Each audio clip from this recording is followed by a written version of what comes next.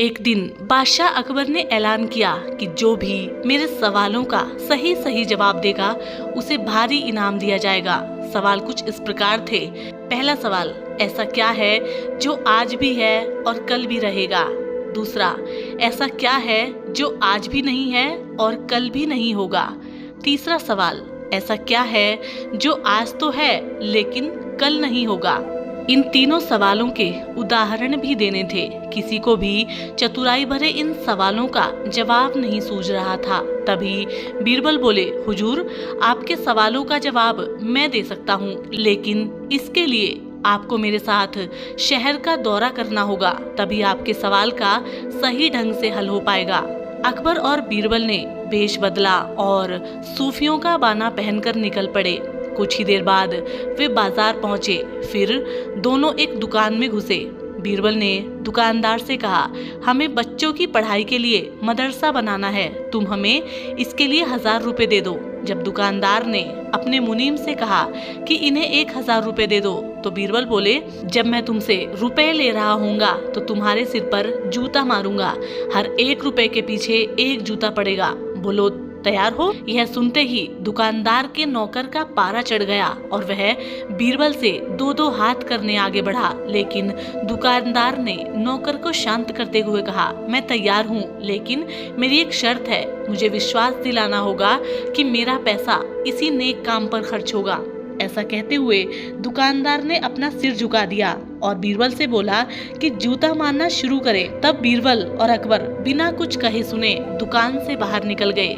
दोनों चुपचाप चले जा रहे थे। तभी बीरबल ने मौन तोड़ा, जहाँ पना दुकानदार में जो कुछ हुआ उसका मतलब है कि दुकानदार के पास आज पैसा है और उस पैसे को नेक कामों में लगाने की नियत भी, जो उसे आने वाले भविष्य में नाम देगी। इसका मतलब यह भी है कि अपने नेक कामों से वह जन्नत में अपनी जगह पक्की कर लेगा। आप इसे यूं भी कह सकते हैं कि जो उसके पास आज है वह उसके पास कल भी होगा। यह था पहले सवाल का जवाब। फिर वे चलते हुए एक भिखारी के पास पहुंचे। उन्होंने देखा कि एक आदमी उसे कुछ खाने को दे रहा है और वह खाने का सामान उस भिखारी की जरूरत से कहीं अधिक है। तब बीरबल ने उस भिखारी से कहा, हम भूखे हैं, हमें भी कुछ खाने को दे दो। यह सुनकर भिखारी बरस पड़ा, भागो यहाँ से, जाने कहाँ से आ जाते हैं मांगने।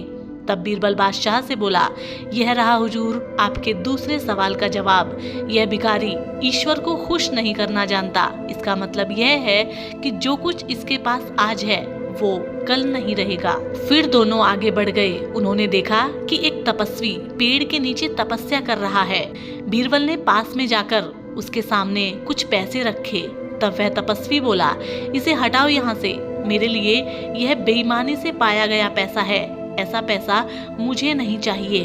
अब बीरबल बोला, हुजूर, इसका मतलब यह हुआ कि अभी तो नहीं है, लेकिन बाद में हो सकता है। आज यह तपस्वी सभी सुखों को नकार रहा है, लेकिन कल यही सब सुख इसके पास होंगे। और हुजूर, चौथी मिसाल आप खुद हैं। पिछले जन्म में आपने शुभ कर्म किए थे, जो यह जीवन आप शानो शौकत के साथ बिता रहे हैं। किसी चीज की कोई कमी नहीं। यदि आपने इसी तरह ईमानदारी और न्यायप्रियता से राज करना जारी रखा तो कोई कारण नहीं है कि यह सब कुछ कल भी आपके पास ना हो। लेकिन यह न भूलें कि यदि आप राह भटक गए तो कुछ साथ नहीं रहेगा। अपने सवालों के बुद्धिमत्तापूर्ण चतुराई भरे जवाब सुनकर बादशाह अकबर बेहद खुश हुए। तो साथियों, हम उम्मीद करते हैं आज की ये छोटी सी कहानी आपको पसंद आई होगी, और यदि आपके कोई सुझाव या विचार हैं तो आप हमें कमेंट के माध्यम से अवश्य बताएं। हम आपसे मिलेंगे एक और कहानी के साथ। तब तक के लिए नमस्कार, जय हिंद।